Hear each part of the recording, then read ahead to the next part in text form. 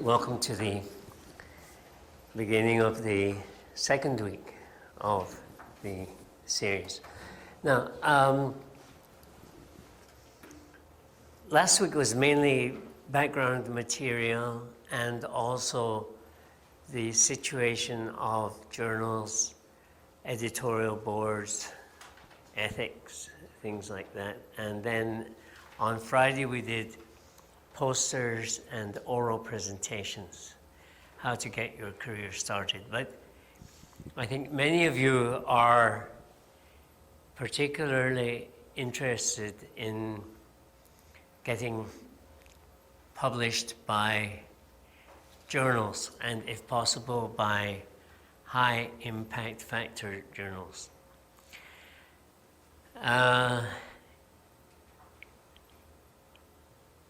You should know that in America, in a way, they are considering that impact factor is a problem. Because in Japan, Korea, China, people are very, very highly motivated to go to high impact factor journals. And the impact factor is being used to measure an investigator's ability. But that is not what the impact factor was designed for. The impact factor was designed to provide some measure of the effect of a journal, including citation rates, etc., etc. And it was not intended for personal evaluation. And so people just now are thinking of different ways of evaluating personal careers. One is the H for Hirsch factor. This is a measurement of the number of, basically, the number of times your personal papers, or papers with your name in them, maybe not first name, but somewhere, are cited. And in fact, some people are saying that because of the impact factor, people are trying too hard to get into impact factor journals. And they have recently, more and more retractions are happening at high impact factor journals because people are changing data a little bit or images a little bit, and it's causing a lot of problems. So please remember that although it is difficult, when at Tokyo Medical University, when we vote for a new chairperson, basically we just look at the impact factor. It's true. It's not good, but it's true. But I would suggest that you also find one or two journals that you can regularly publish in. Because remember that the reviewers of the journal read the journal. And if they have seen your name before in a previous issue of the journal, they are much more likely to be positively disposed toward you. So it's rather than publishing in many different journals, I think it is better to concentrate on a couple of regular journals that you can hope to get a reasonable review and occasionally try for a very high impact factor. But while doing that, you should also try, as I said, to develop your human network. Because by going to conferences and giving poster sessions, oral presentations, and as I said, being a lone wolf, go by yourself, not with your friends, to develop a group of people who will understand what you're doing and be well disposed toward that. And I will talk about that in more detail today. Now, in the papers I have been editing this last week, this has not been a problem. But it is, I found it the biggest problem in Japanese papers. The authors do not have a good understanding of very basic rules for spacing. And as I said last week, single spacing is used only for letters. For your paper, from the beginning to the end, please use double spacing. And this is because some people edit on screen.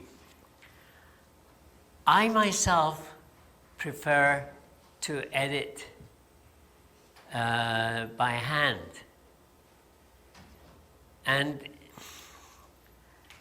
the department that I established at Tokyo Medical University was the first in Asia, maybe the first academic department in the world that provided in-house editing for our staff. And I did it by hand for two reasons. One is, as I am writing, I'm thinking. It's gives me a little more time to create. And also, it makes the author think, because they have to retype or give to a secretary, which they shouldn't do, but they have to retype and they have to think why I changed it this way. And in Scotland, when we have examinations, we had to write in ink, like in the movies, you dip into the ink and you write, dip into. So you have to be very careful, because you cannot erase. So you have to be very careful what you write. And at that time, ballpoint pens were very expensive. I mean, really expensive. So on examination days, my parents would give me the use of a ballpoint pen. And of course I had to give it back because... And then the French company Bic came out with just 100 won or something, very cheap ballpoint pens, and the whole culture changed a little bit. But you have to think of what you're going to be saying. That is one thing. But some people in my department, they wanted me to do electronic on-screen editing, and that's what we're doing. But there was one other reason we switched. One was to make it more convenient. But I do not like to give a clean copy back to the author. I have it edited. If they want, they can accept everything. But that doesn't really enter their brain. But unfortunately, my writing is very, very bad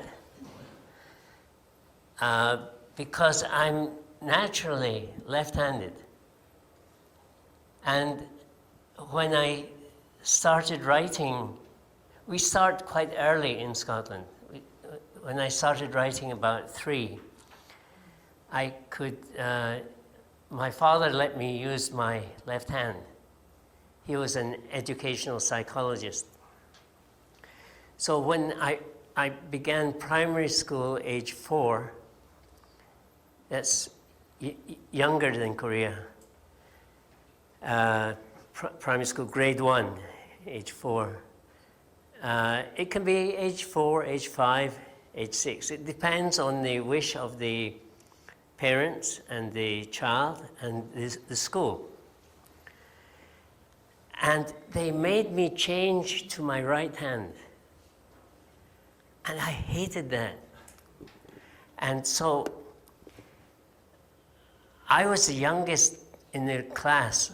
And because I was very good at reading, during the reading class, which I was really good at, I would be made to sit in the back row with the most stupid guys who could not write. And I would have to teach them how to read. Because if the teacher taught those guys, the whole class would go too slowly. Okay, these guys are 2 years older than me. Do you think that they enjoy being taught by a little 4-year-old? No.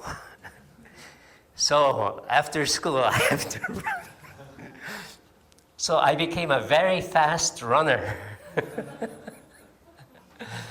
But anyway, even today, my writing, sometimes I can't read my own writing.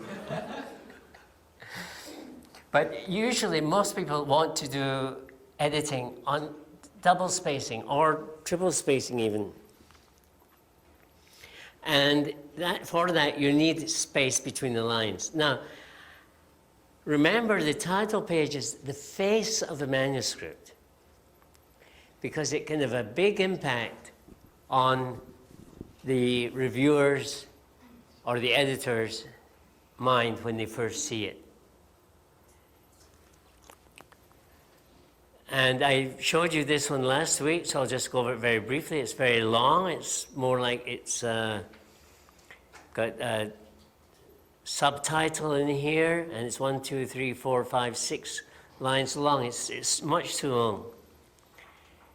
And instead of that, you could do this. And these are the kind of mistakes that I see in some papers. The situation is improving, but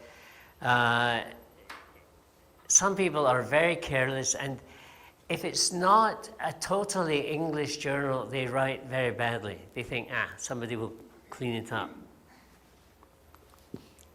So we've done this before, so as I said last week, you should avoid abbreviations unless they are necessary.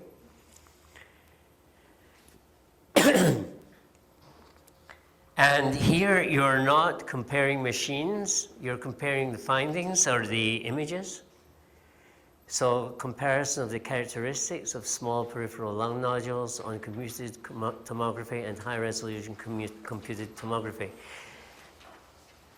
The New England Journal of Medicine will not use CT or HRCT in the title. They don't use abbreviations, and they want everything spelled out.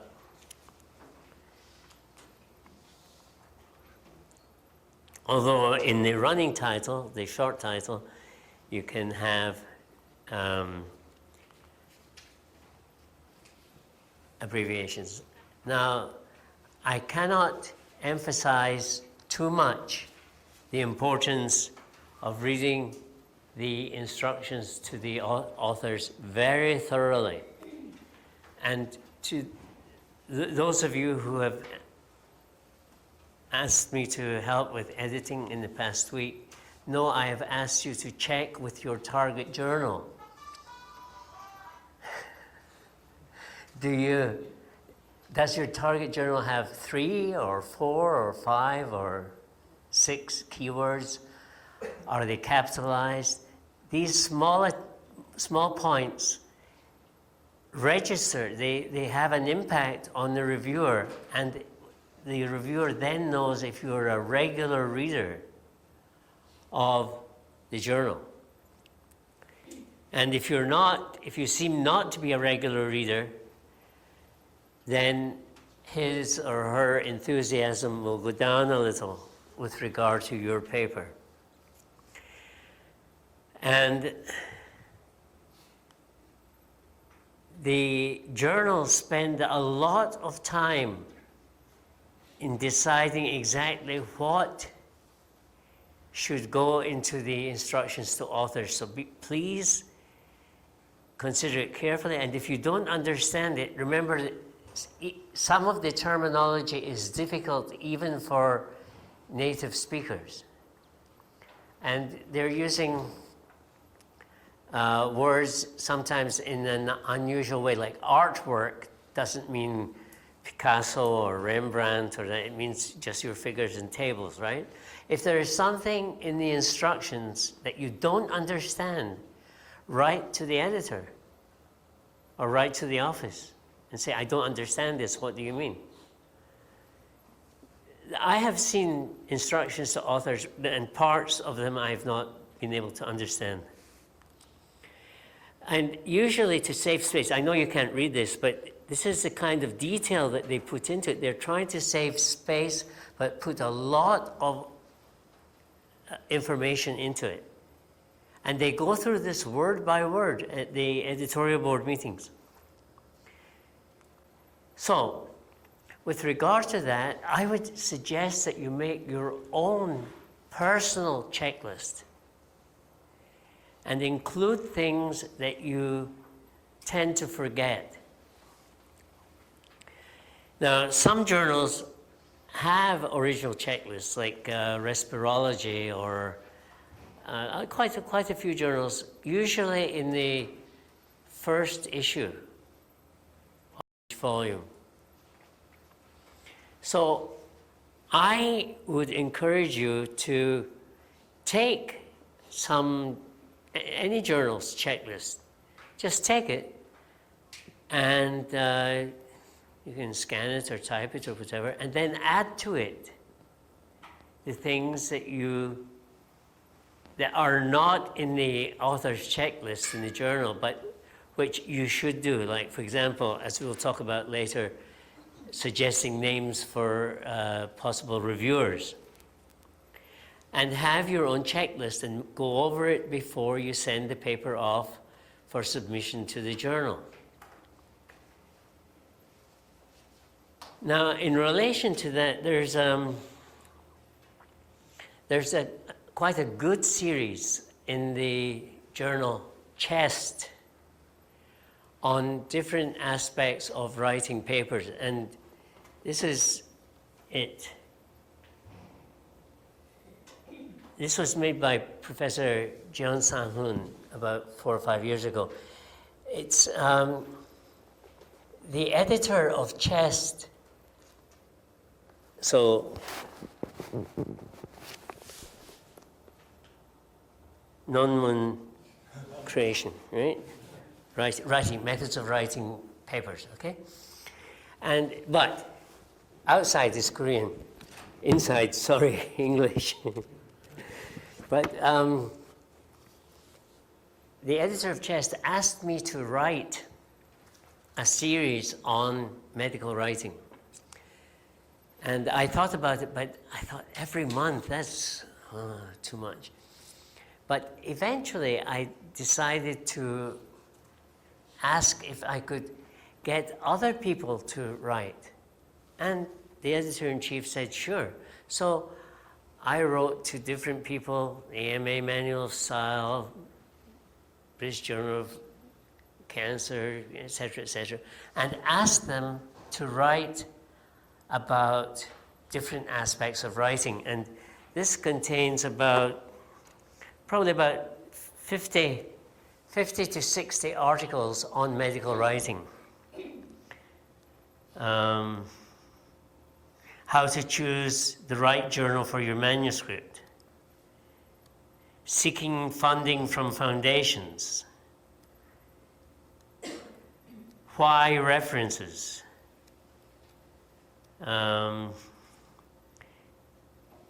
creating an academic career in respiratory medicine, but it doesn't need to be just respiratory, it's medicine in general.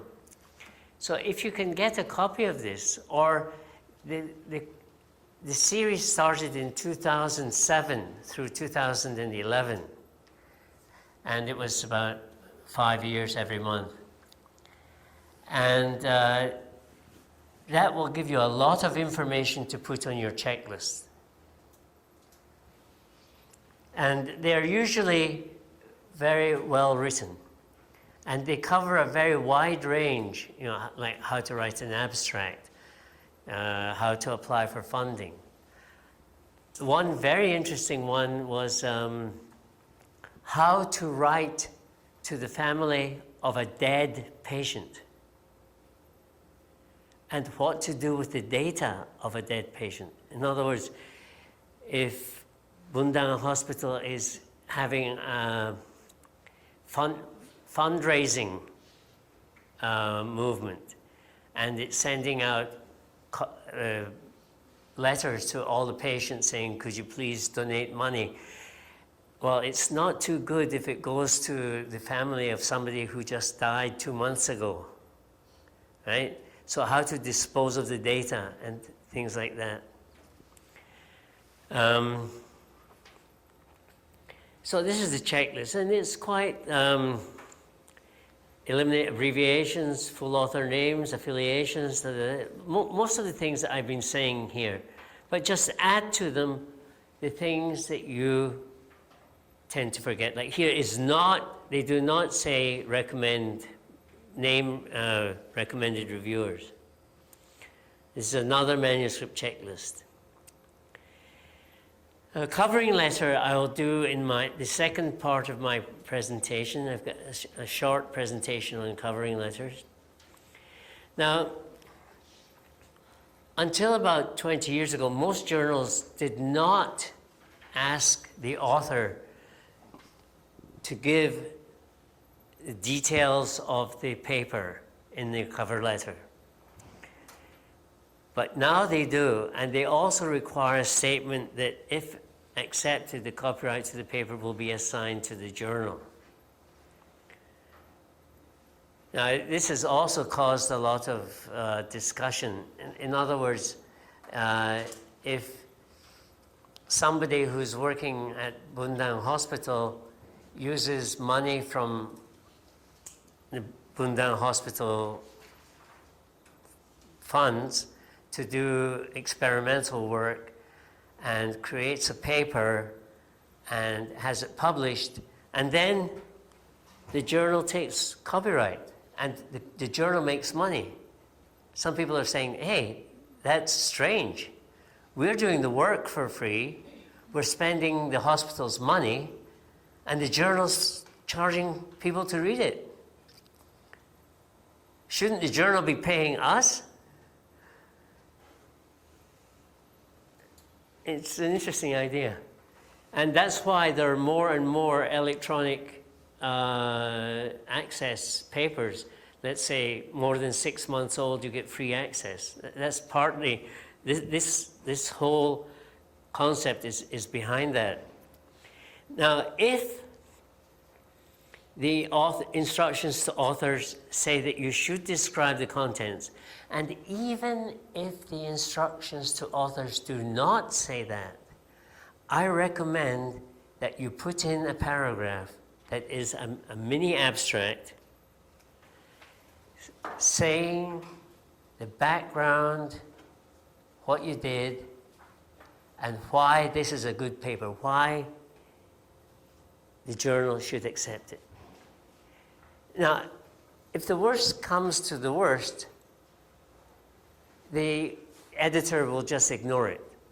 But probably the editor-in-chief will not ignore that.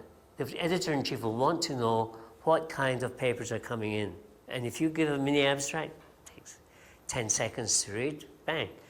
And then he can tell, okay, reviewer would be good, or, you know, so you've suggested 3 people, haven't heard of this person, so I'll choose this one person, see how he does, and it will not hurt your chances of acceptance. It can only help.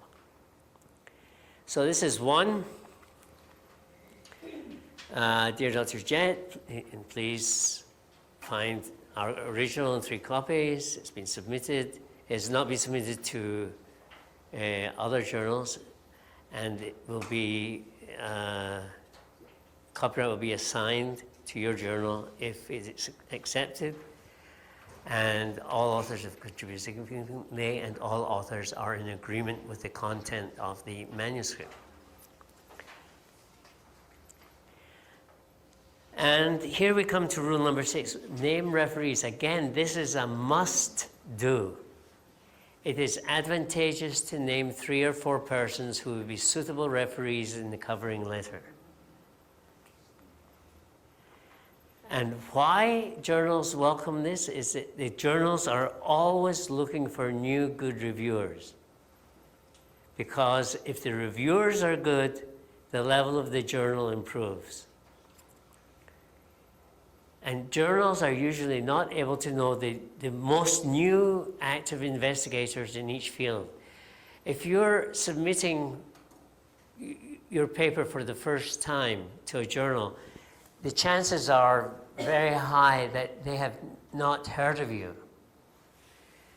And so they are wanting to get referees who go to the meetings, who know who is becoming active, people that are appearing on the scene and disappearing too, but people who are aware of that. And so if you are able to tell them some possibilities, they will probably, the chances are, I would say probably about 75%, that if you name 3 suitable people, at least one of them will be accepted. And that the one thing is that you should not name people on the editorial boards or other famous persons. Unless you know that person and you know that if the person is asked, will you review this paper by Dr. Andrews, and you know that he knows Dr. Andrews or whatever, but normally editorial boards or famous people are too busy. So it's better to name people in their 30s or 40s. I mean, people that, especially in Asia, there's a culture of respect for older people, like me. No. But you tend to think that, oh, yeah, for a reviewer, he must be, at least 55 and quite senior in the society, etc., etc. No. What the editors are looking for is somebody who's going to start being a reviewer, maybe age 30, 32. And this person knows the recent literature. He knows what his friends are doing and their friends, and is able to judge whether this work is good. And so people who you think are too young to suggest as a reviewer may be absolutely perfect. Because if this person starts as a reviewer for Journal A, then the chances are he will do at least 20, maybe 25, 30 years of review work for that journal. It's a very important asset to the journal.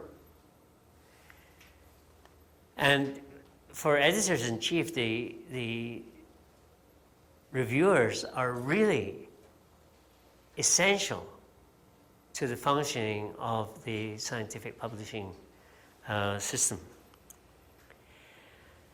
And when this was published in the New England Journal of Medicine some time ago, suddenly many other journals also started putting this in their instructions to authors. We encourage authors to suggest the names of possible reviewers, but we reserve the right of final selection. Well, fair enough, you know. And this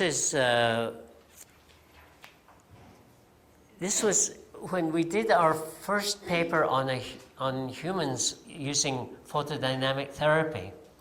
At that time, there were probably only about 30 people in the world who did clinical work with photodynamic therapy.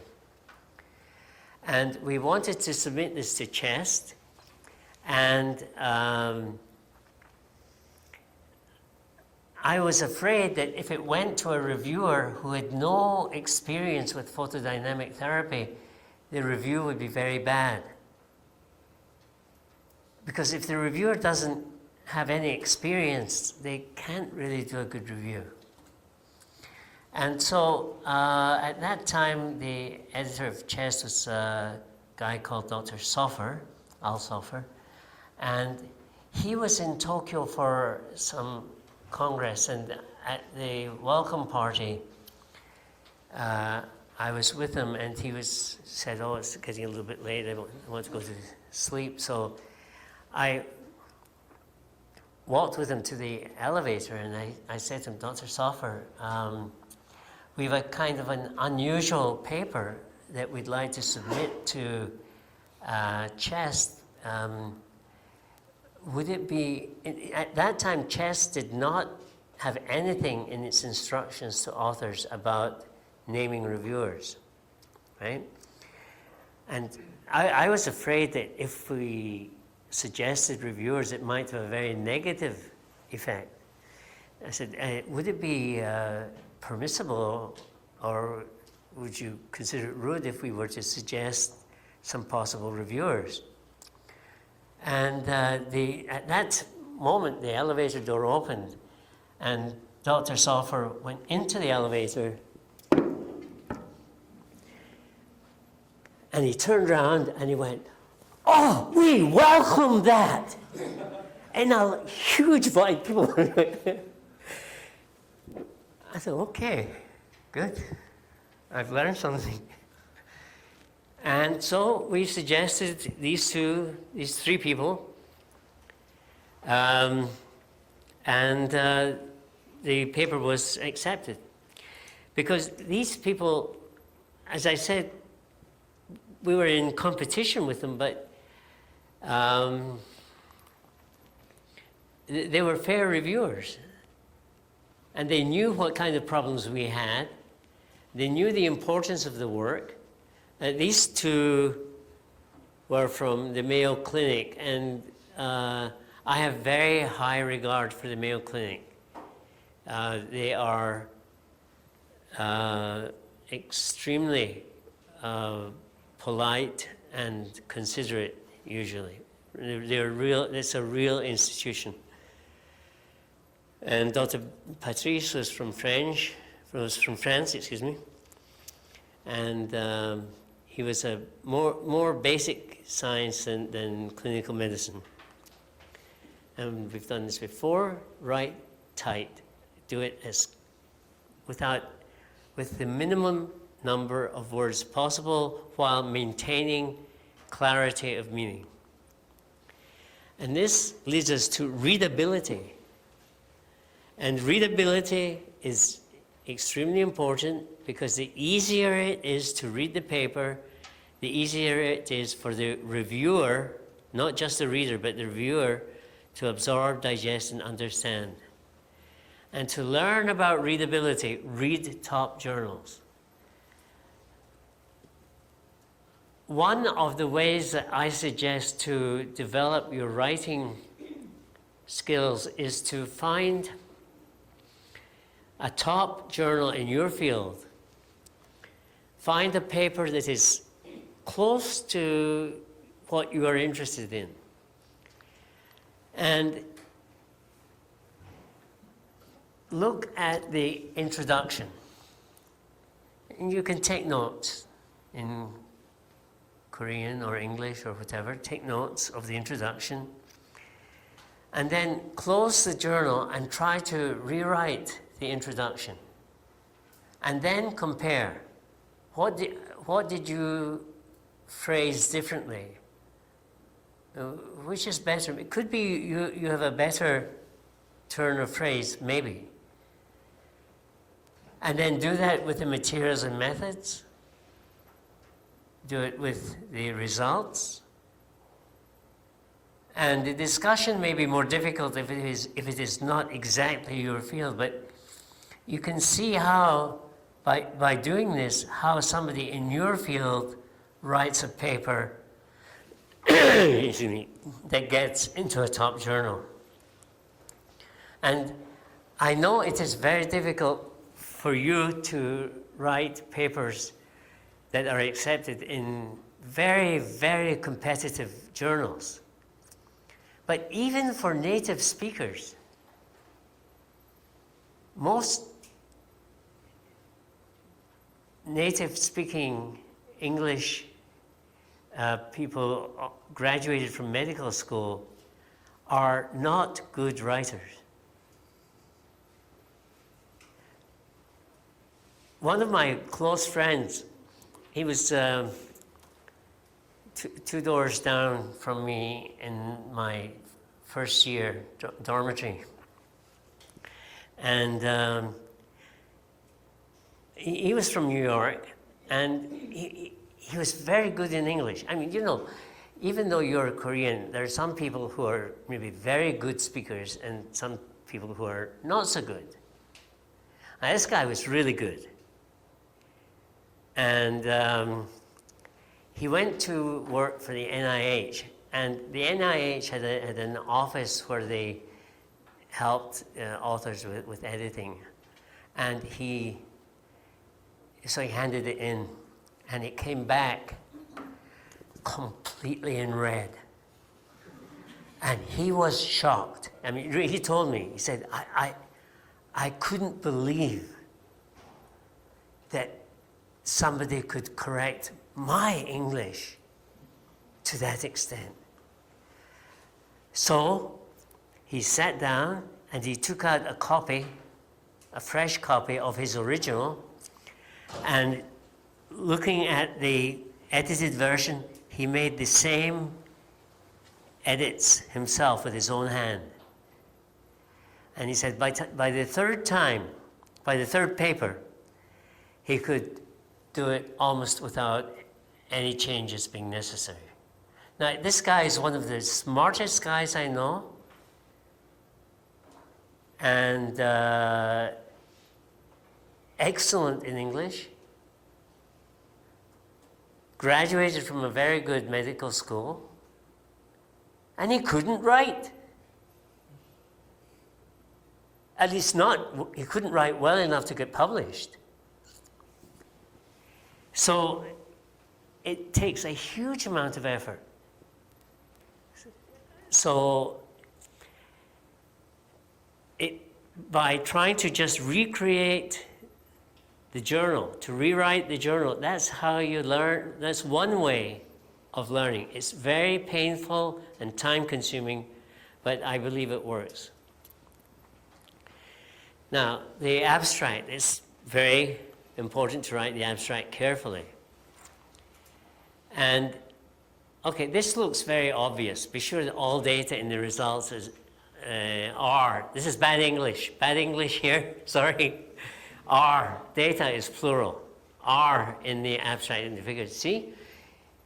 Even native speakers make mistakes. I'll go home and kill myself now. But this would look very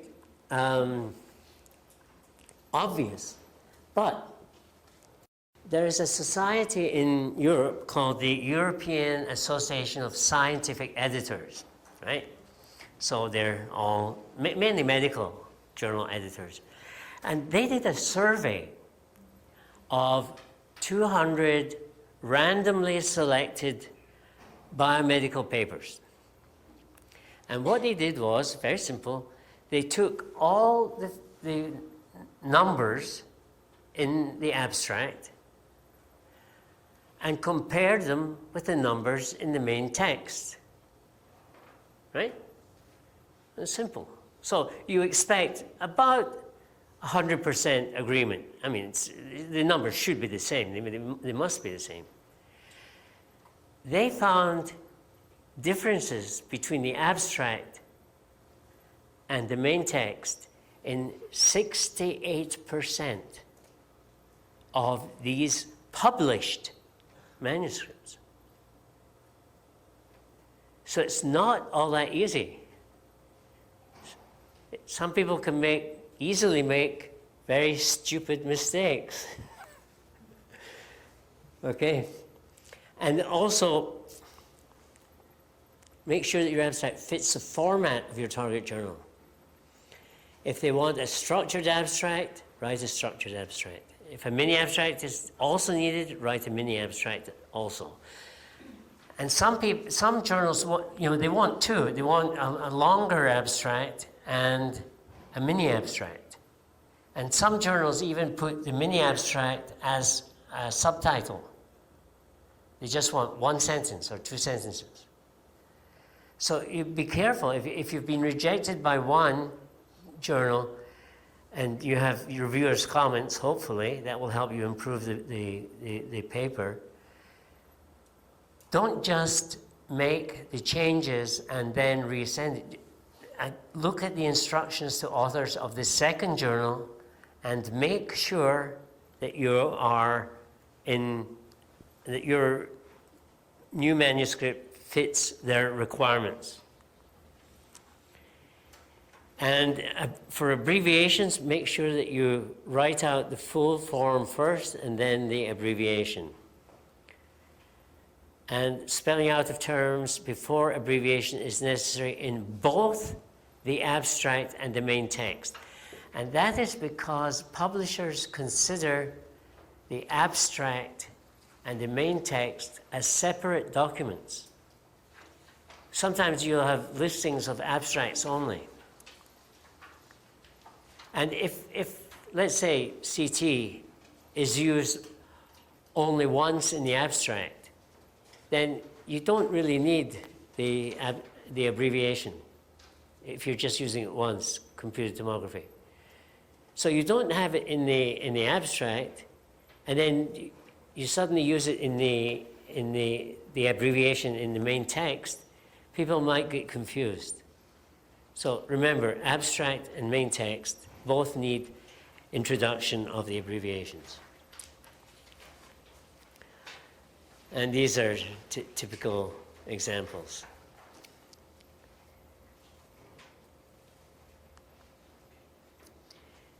And again, don't just be attracted by the high impact factor. Even if it's a lower impact factor, make sure that you are reaching the readers that you want and that your paper fits the readership of the journal. For example, the New England Journal of Medicine is a very wide spectrum journal. They are not going to publish a paper on some very obscure point. I mean, it can be small, but if it is going to change clinical practice, then it will. But in general, think of who is going to be reading the journal and who you want to be reading your paper. It's always very nice at a conference when somebody sees your name and says, "Oh, I think you wrote the paper on such and such, and I really liked it." It can be, and that also leads to other connections within that area and field. So if your paper does not fit the readership, you either rewrite the paper or change your target journal. And again, a low impact factor does not necessarily mean low competition. Especially in more minor fields, a low impact, well, let's say 3 or so, can still be extremely competitive. And most of the journals that I have some contact with, their rejection rate is about 80%, more than 70%. So obviously, a large number of those will be returned without any comment. My personal best is, I think, 36 minutes for a rejection. No comment, just back. I'm working on getting that down, but. So again, as I said, you have to think of the future and what kind of people you want to be reaching and what kind of people you want to be in contact with in the future. And it's interesting to see how people become quite knowledgeable about people they've never met, just from reading their papers and seeing how they've moved in their career, different places. And this is what I talked about, rewriting the journal. But at the very least, pick up commonly used phrases. That's why last week I gave the talk on elegant phrases from Nature and the New England Journal in order to gain insight into historically, right? And these you can pick up very quickly. All you need is 5 minutes. You don't need to read the whole paper. You can just pick up a journal that's lying around and just look at, oh, this is what he is in the introduction. Interesting. And phrases are okay, but try not to reproduce whole sentences. And check all artwork. Now, this can be, perhaps in the first time you submitted, you had an arrow. But that you took out in the revised version. But still, in the figure legends, you have C arrow or arrowhead. And there's no arrowhead in the figure. So make sure, especially after revision, that your artwork and also the figures and the numerals are fitting. And you have to emphasize the significance of the study. Why should the journal publish your paper? And as I mentioned last week, a paper without a destination is not going to really attract the reviewer.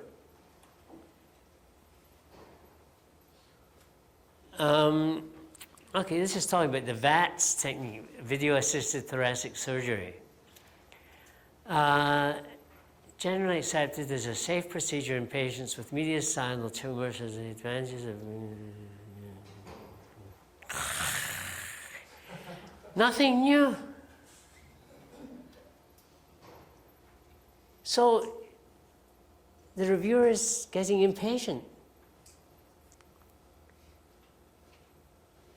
Oh, you're talking about mediastinal tumor resection using Da Vinci surgical system, robotic surgery. Oh, robotic surgery, that's a whole different game. This is really, literally cutting edge technology and information.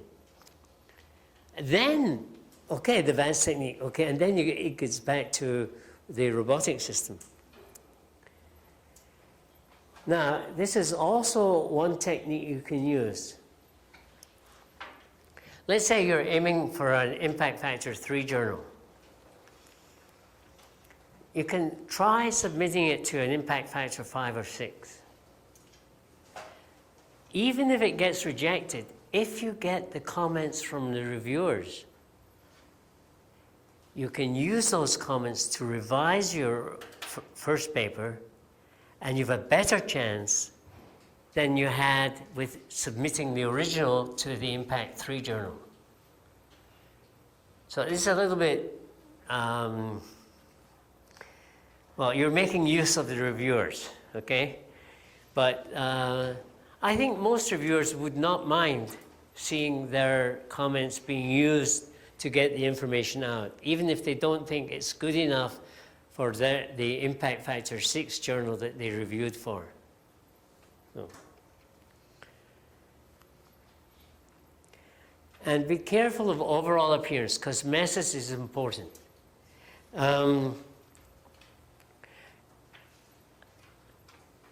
When word processors first came out, we had the first English language word processor in a hospital in Japan. It cost 13 million won for a word processor. Not computer. All it was basically an electronic typewriter. I mean, now you get them for, 100th of that price, or even less. But what you could do with the word processor was, you could make the right margins straight, right? Which you couldn't do with a typewriter. Oh wow, this is cool. So, the American College of Chest Physicians, they had a subcommittee on the problem of peer review. And they did 2 experiments.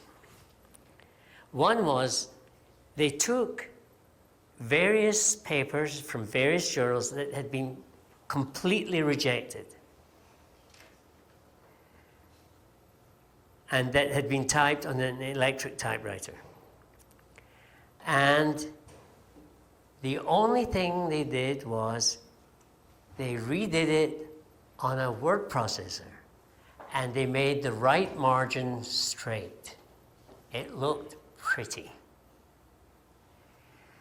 And they sent it again to the same journal, pretending this was their first submission. And almost 30% got accepted. So appearance does count. The other thing they did was, they didn't retype it, but in the middle of the list of authors, they put one person's name who was quite famous in that field, maybe as a 3rd or 4th author. Again, more than 25% were accepted. So it's interesting. But appearance is important. And okay, what sort of things do I mean by cosmesis? Well, one thing I noticed with all the papers I edited from last Monday to today is that you all have double spacing, which is fine. And between paragraphs, you have double spacing, which is also okay. But I personally use double spacing between paragraphs. And the reason is, it looks as if the words are not so dense. The topic is not so difficult. You have more space between the paragraphs. It's more relaxed.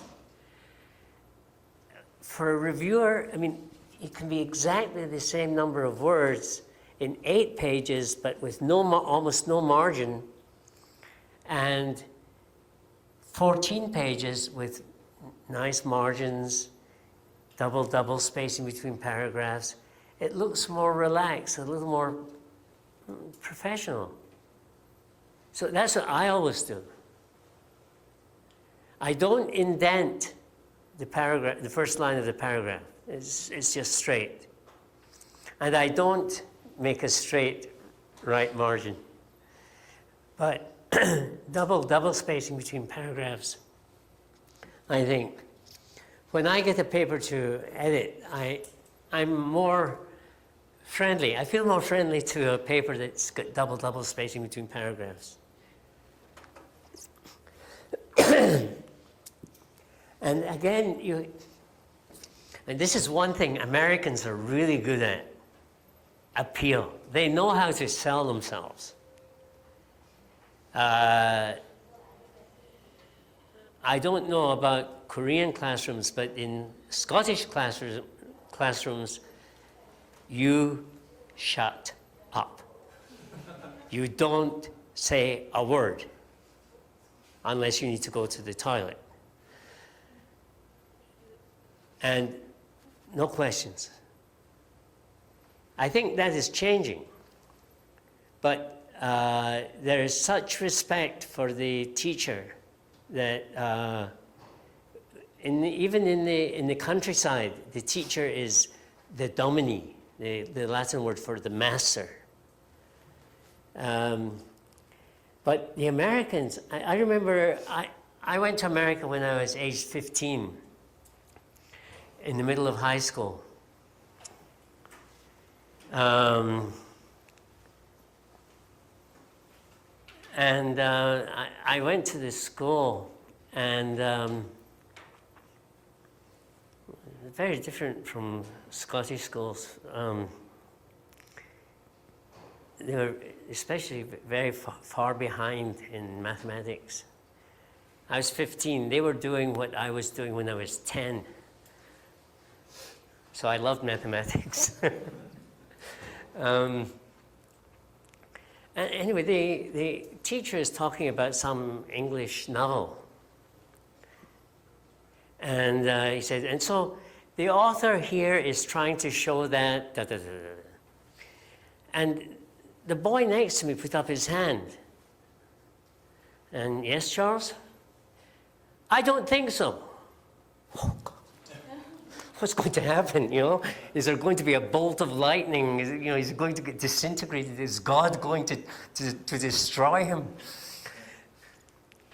And she said, oh, why?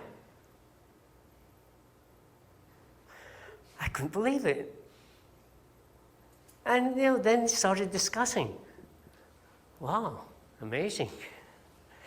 So Americans really are very good at presenting themselves and telling the tale. And that's what you have to do in your paper. You've got to sell your paper.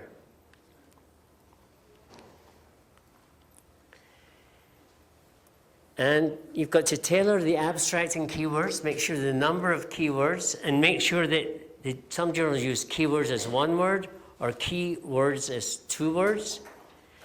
And abstracts that exactly fit your target journal. Okay, because this is an immediate. If they want 200 words and you give them 250 words, you're out, basically. They might look through it, but they know that you're not really trying hard for their journal. If you're not trying hard for their journal, why should they try hard for you?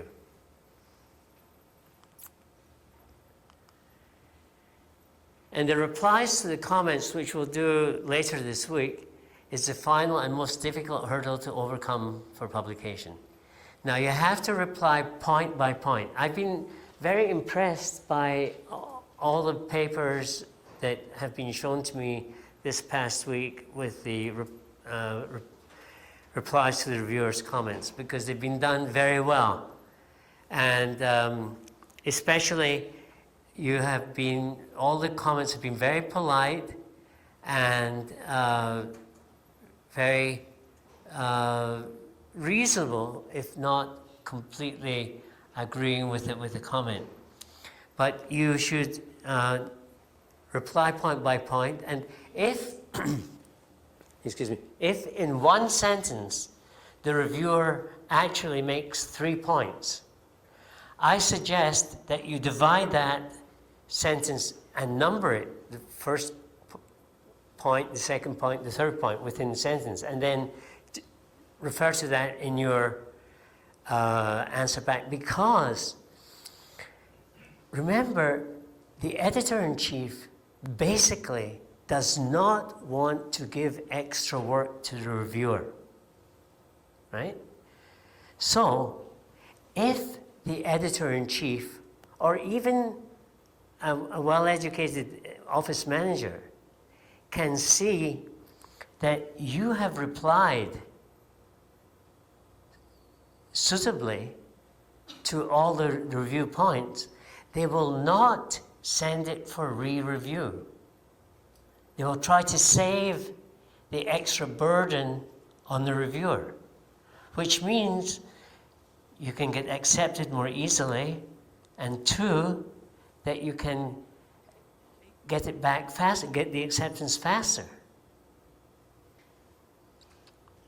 So this point-by-point thing is really important.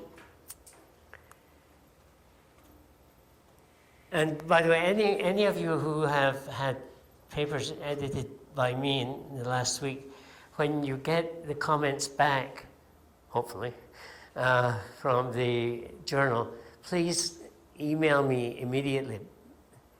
And I enjoy responding to reviewers. It's a challenge, but it's you learn a lot by discussing with the author. At least I learn a lot discussing with the author about, well, why did he say this, and how can you respond, and what should you not say, etc. And of course, today with track changes, it's very easy to show what all the changes are. But it's also better in your response to the reviewers to indicate what page, what line, and maybe even underline the new words that you've put in.